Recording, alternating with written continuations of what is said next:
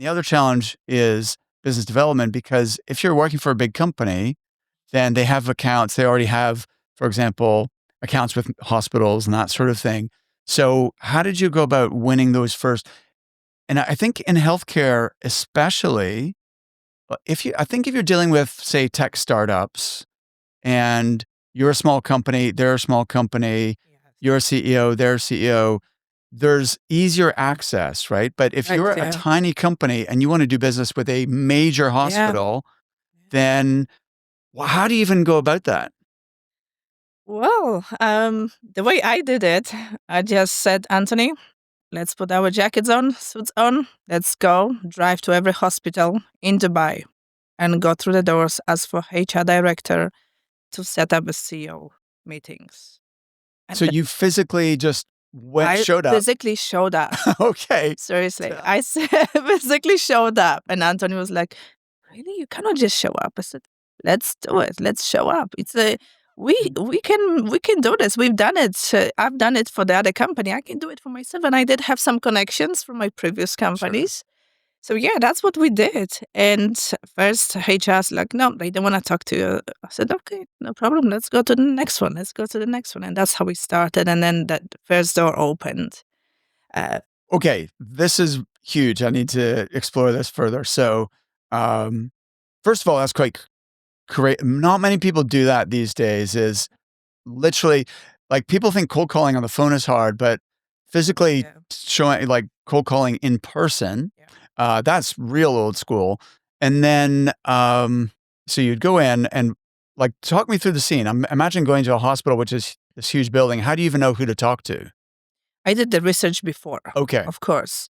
And Dubai had once a year conference called Arab Health. Okay. That's the biggest Middle Eastern healthcare conference. So I attended that conferences. So I knew people Okay. and I knew the names. And I'm a researcher. I love researching. I love reading. I love researching. So my husband always said, you should be a detective because you love challenges and you love the hardest stuff to research on.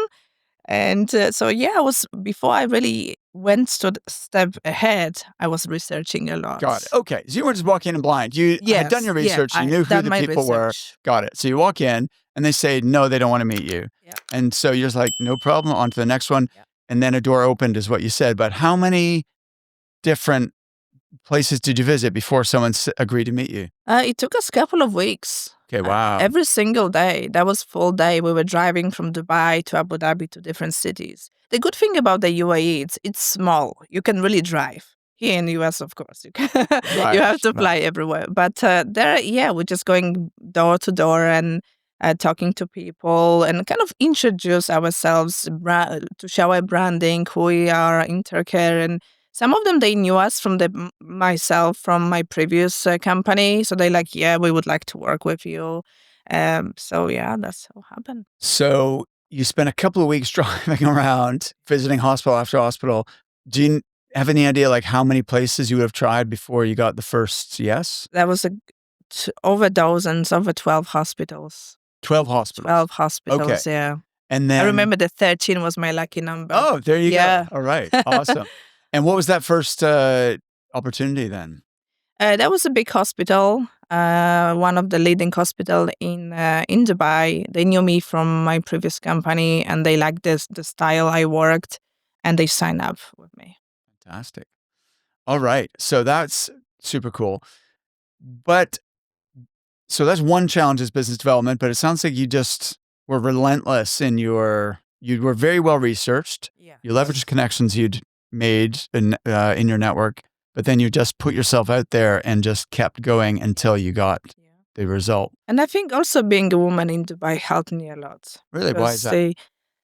the Arabic mentality they like to deal with women, Okay. and I think that was my also strength to go there and really talk to the CEOs, and they listen to me.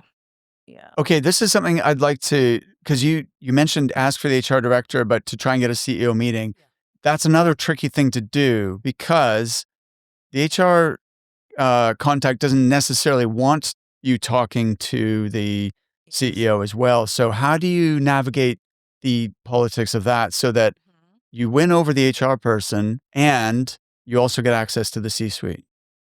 Well, I'm a CEO. Yeah. I've got that entrepreneur ideas and business mind. So I would like to talk to the business person who is this decision maker, the CEO. And I was always asking for the CEO either if they couldn't see me that time, they gave me the contact details. It was way easier in Dubai than it's here. Okay.